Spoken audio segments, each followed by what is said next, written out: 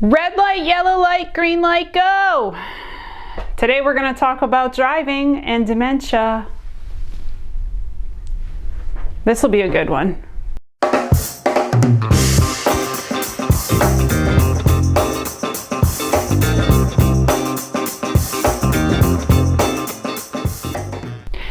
Welcome back to this episode of Life Under Deborah's Palm, the Dementia Road. Thank you for watching. Please subscribe, comment, like, share, all those things. All my links are in the description box below to books, websites, other YouTube channels. Today we're going to talk about driving. It is like, I think the first thing that comes to everybody's mind when they start to realize there's an issue is what about the driving? And that can be really terrifying. And we went through it where we thought, well, we're not so much worried about them, although we should have been, but we were more concerned about them hurting or killing someone else. So now someone's got a dementia diagnosis. And the question is, can I drive? And the answer is yes and no. In the early stages, yeah, probably it's okay. But here's the glitch. There's a couple of them. One, what does your insurance company say about that? Are you expected to report those things? Are you expected to report any major medical issues to your insurance company? If you don't, and they get in an accident and there's a claim and they find out there is a dementia diagnosis, they can refuse the claim. You hate to check with the insurance company, but if you don't, you don't want to flag them, and yet you kind of need to. You're going to have to know that. The other thing is there a law? And the answer is yes for some, maybe for the rest of us. It's so confusing. The laws run state by state. In California, the doctors are required to notify the DMV if there is a dementia diagnosis. In Illinois, the state has to be notified within 10 days of a diagnosis. In Massachusetts, they think you will self-report. You're expected to do that. And in Oregon, doctors are required to submit a report of a driver that is considered at risk. The rest of us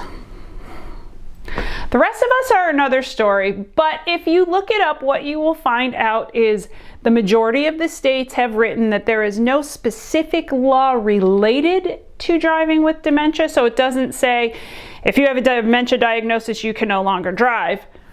But a lot of them have medical things you're supposed to report, although I'm sure none of us know that and none of us do that. That's expected, and other than that, there really is no law. So you've got someone driving that really should not be driving anymore. No more. And yet they insist. I believe in almost every state you have the ability to request a new road test. You can do it, or a doctor can do it. You're going to have to look at the law of your state, but almost everybody, I think actually everybody has something like that where you can report them. A neighbor can report them. In fact, I know that just happened to somebody where somebody I know kept saying, we've got this neighbor, he's really old and he really shouldn't be driving and he's going to cause an accident, and multiple people on the road were complaining. Well, finally, I have no idea who did it. Somebody did it, and they said, you have to come for a road test. And of course, the person couldn't pass the road test and now can no longer drive. That's hard, but sometimes you need to do that. But before you go do things like that, okay, before you get to that stage, unless you're in a state that's going to require the reporting, then there's nothing you can do about that. But before that, you have these discussions. Stop. Don't go getting frantic with the person and getting crazy and in their face about, you can't drive, you're a danger, you're going to kill somebody. Just hold it a minute. There's a lot of reasons People don't want to stop driving. And number one, it's independence. You want to go where you want to go and run out and go get your own groceries or stamps at the post office. So before you start telling a person that they need to stop driving, you need to have a plan in place, okay? For people who have asked, how can I help? Hey, I got a great idea how you can help. How would you like to take my loved one to the grocery store every Monday or to the bank, wherever they need to go? I do understand that they have a lot of transportation for elderly people, but I have to be honest with you, I didn't use them and I wouldn't use them for quite a few reasons. Yes, they will take them to the grocery store. Will they wait for them? I don't know because I didn't check into it. But when your loved one comes out, are they going to know? And they have dementia.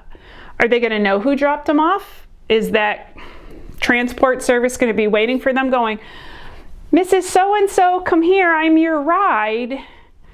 Are they going to go out and start looking for their car? Are they going to wander off? I couldn't do it. That was one thing I just had to have somebody, my aunts and uncles helped. I couldn't just let somebody drop her off at the door because I didn't know what was going to happen when she came out the door. So that, that's going to be up to you, and it's going to be up to the stage that you're in.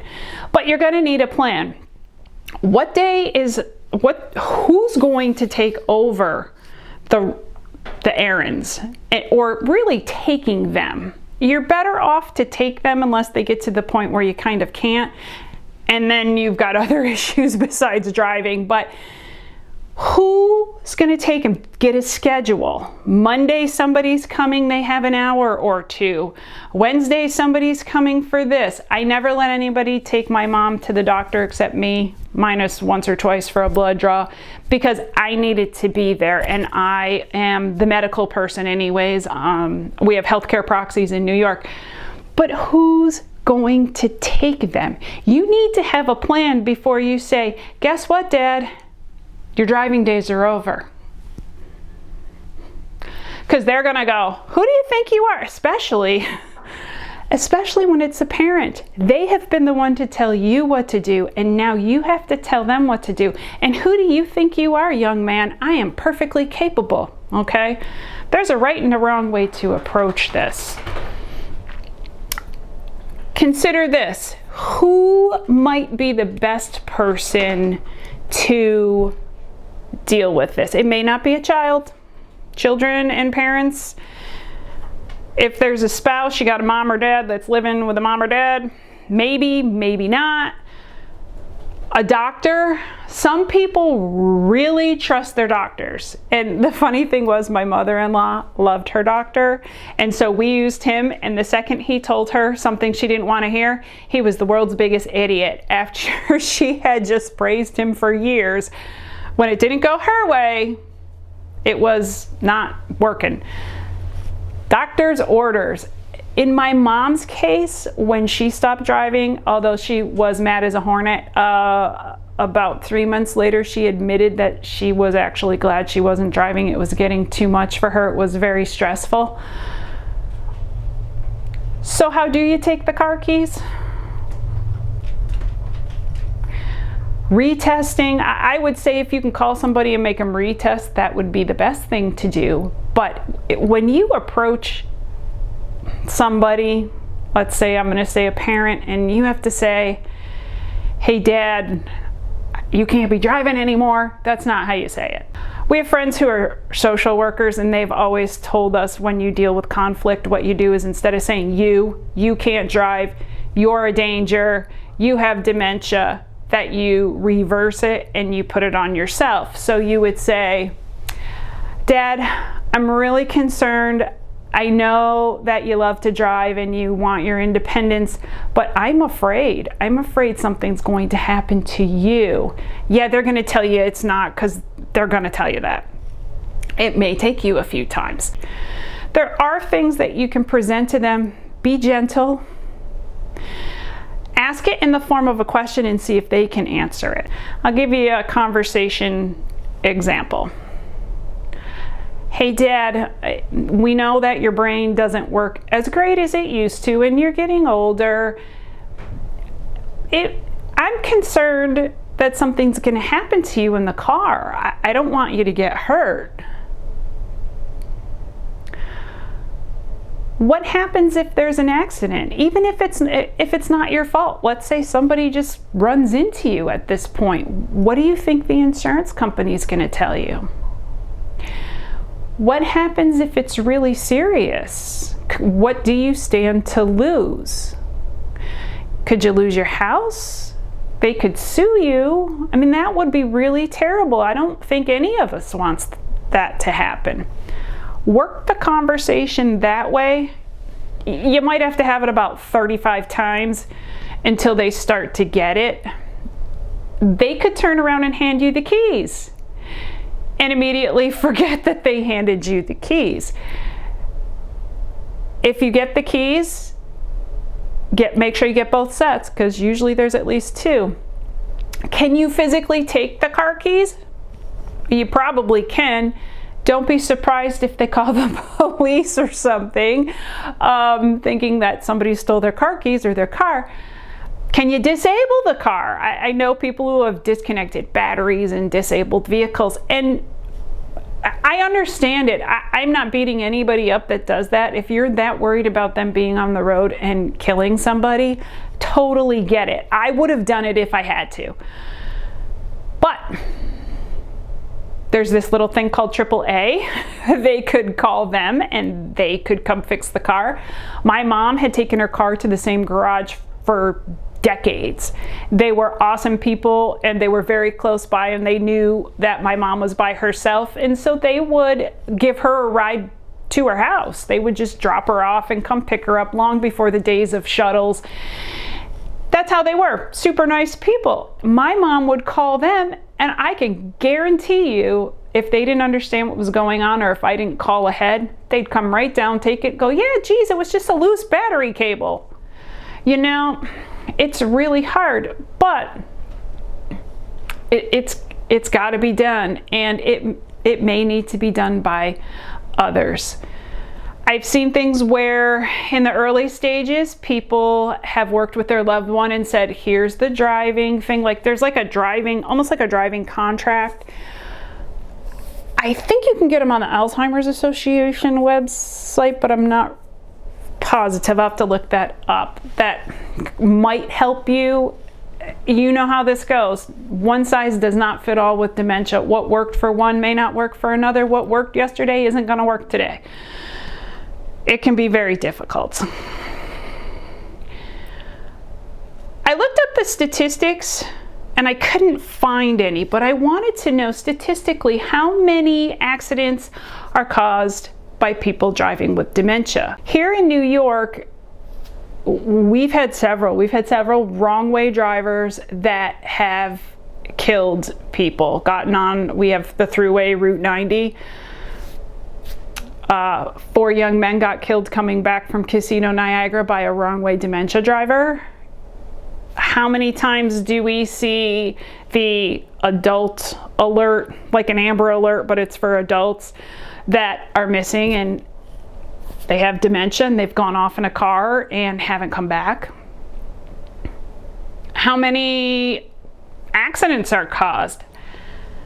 I couldn't find it statistically, but I bet it's a lot more than we realize. If you're concerned about your parent driving and they're in the early stages and they're okay driving, I would get into the habit of riding with them like once a month, like, hey Dad, let's run over to the library, you drive, and see how their driving is. Are you noticing bumps and scrapes and scratches and dings and dents? They're having problems, and like the last video talked about, vision, spatial, they're probably swiping poles and people. That happened to my mother-in-law. We never made the connection until after that she had gotten a bunch of scratches and scrapes and stuff on her car, and we never realized it was a dementia issue. I would ride with them. Can they stay in their lane?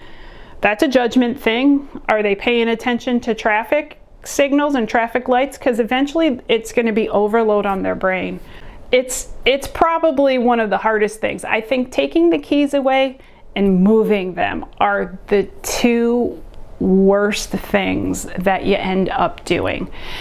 If you're lucky, they will just surrender the keys. I've seen people who do that where they were kind of older anyways, and they just didn't want to drive anymore. They didn't feel safe, they didn't feel comfortable, and they didn't want to do it. And that's okay.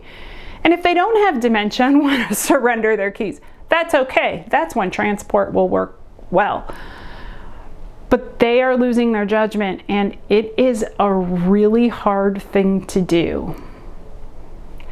Don't know if this helped. Love to hear how you handled it. If you did, I have seen a lot of stories and know people who have disconnected cables and hid keys, and especially when it's a spouse, hid the keys to the car and had to do a lot of lying, and that's really hard too. And it's heartbreaking. It is heartbreaking to do that to somebody, to clip their wings basically. And if they're living alone and now they can't drive, it isolates them even more. So you really might want to see if you can get extra people to come in and visit and hang out with them, especially in the winter. I don't know if this video helps. I think it's just a horrible thing to have to do, but it's got to be done. I don't know. Anyways, that's the end of this video. Have a great day.